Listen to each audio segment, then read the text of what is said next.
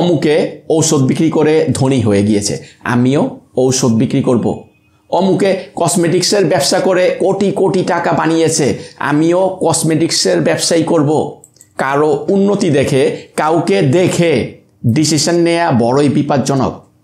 দূর থেকে মনে হতে পারে অনেক সহজ, ব্যবসা শুরু করলেই হবে। আমরা ব্যবসা শুরু করার আগে কি বলি? কম দামে ভালো মানের প্রোডাক্ট ম্যানেজ করা যাবে।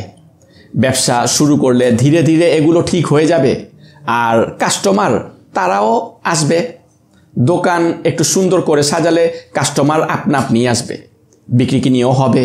ওই যে অমুকে, ওরে দেখো না, ও কি দোকানে বসে নাকি, সারাদিন ঘুরে বেড়ায়, তারপরেও কত সেল, আর আমরা তো সারাদিন দোকানেই বসে থাকবো। এগুলো বলে ব্যবসা শুরু করেছেন ঠিকই, কিন্তু মাল আর বিক্রি করতে পারছেন না, কারণ